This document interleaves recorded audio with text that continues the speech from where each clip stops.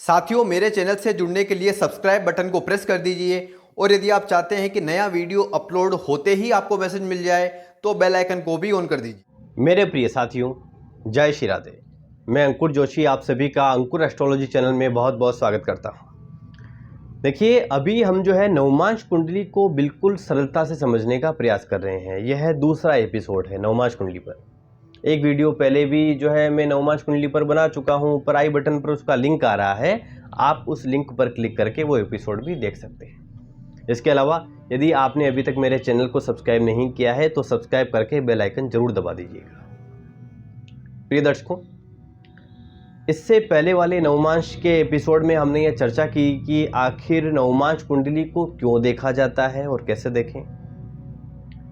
देखिए, जब भी हम किसी भी विषय को कुंडली में देखें तो नवमांश कुंडली को भी देखना आवश्यक है, अन्यथा आपके फलादेश में त्रुटि रह सकती है। नवमांश कुंडली से किसी भी ग्रह या भाव के बल का पता चलता है कि वास्तविक रूप में वह ग्रह कितना बली है या कितना कमजोर हो गया है। तो कुल मिलाकर कहने का तात्पर्य यह है कि सिर्फ लग्न कुंडली देखकर ही हमें निर्णय तक नहीं पहुंचना है, नवमांश कुंडली भी जरूर देखनी है। मेरे प्रिय दर्शकों, कई बार हमारे मन में यह प्रश्न आता है कि कोई ग्रह यदि सूर्य से अस्त हो तो क्या वह ग्रह हमें फल देने में सक्षम होता है या नहीं होता है। अब ग्रह कब जो है अस्त होता है उस पर भी मैंने एपिसोड बना रखा है, मेरे चैनल पर आप जाकर देख सकते हैं और ऊपर आई बटन पर भी इसका लिंक आ रहा है, वहां से भी समझ सकते हैं। देखिए, कोई ग्रह जब सूर्य के अधिक नजदीक आ जाता है तो वह ग्रह अपना प्रभाव खो देता है, उसका बल कम हो जाता है, वह ग्रह जो है फल देने में सक्षम नहीं होता। अब हम यह कैसे कंफर्म करेंगे कि जो ग्रह सूर्य से अस्त है क्या वह हमें फल देने में सक्षम है? कैसे कंफर्म करेंगे? देखिए, आपको क्या देखना है, ध्यान से सुनिएगा, बहुत आसान है। लग्न कुंडली में आपको यह देख लेना है कि कौन सा ग्रह सूर्य से अस्त है। जो ग्रह सूर्य से अस्त है आपको उसे नवमांश कुंडली में देखना है। यदि नवमांश कुंडली में वह ग्रह सूर्य से 3 या 3 से अधिक भाव की दूरी पर है तो वह ग्रह जो है फल देने में सक्षम है। मैं फिर से इसको रिपीट कर देता हूं। जो ग्रह लग्न कुंडली में सूर्य से अस्त है आपको उस ग्रह को नवमांश कुंडली में भी देख लेना है। जो ग्रह सूर्य से अस्त है वह ग्रह नवमांश कुंडली में जहां कहीं भी सूर्य बैठे हैं उससे कम से कम 3 भाव या उससे अधिक भाव की दूरी पर यदि होगा तो वह ग्रह जो है फल देने में सक्षम है। इसको उदाहरण के माध्यम से समझते हैं। आप स्क्रीन पर देख पा रहे हैं, लग्न कुंडली के एकादश भाव में सूर्य से जो है चंद्रमा और बुध जो है दोनों ही ग्रह अस्त है।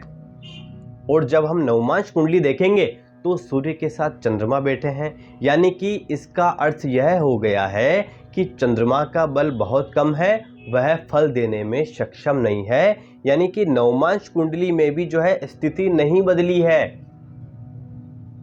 अब यदि हम बुध को भी नवमांश में देखेंगे जो कि लग्न कुंडली में सूर्यदेव से अस्त है तो यहां नवमांश कुंडली में बुध और सूर्य के मध्य 4 भाव की दूरी है।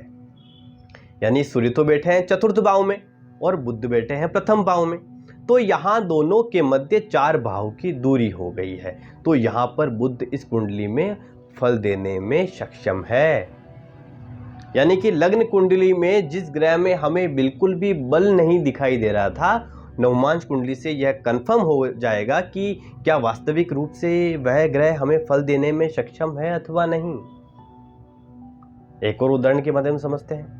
आपको स्क्रीन पर जो कुंडली दिखाई दे रही है, इस कुंडली के द्वितीय भाव में सूर्य से बृहस्पति, शुक्र और बुध तीनों ही ग्रह अस्त हैं। अब हम यह कैसे कंफर्म करेंगे कि जो बृहस्पति, शुक्र और बुध अस्त है इनमें से कौन कौन से ग्रह फल देने में सक्षम है, यानी कि उनमें फल देने की ताकत अभी भी है। अब जब आप जो है नवमांश कुंडली देखेंगे तो सूर्य के साथ बुध बैठे हैं, तो यहाँ पर बुध की स्थिति यह हो गई है कि वह लग्न कुंडली में सूर्य से अस्त है और नवमांश कुंडली में भी सूर्य के साथ है। तो यहाँ पर बुध के पास बल नहीं है, यानी जो स्थिति लग्न कुंडली में बन रही थी वही स्थिति नवमांश में भी बन रही है। अब जब आप जो है बृहस्पति को देखेंगे तो बृहस्पति नवमांश कुंडली के 10वें भाव में है और सूर्य से उनकी दूरी 4 भाव की है।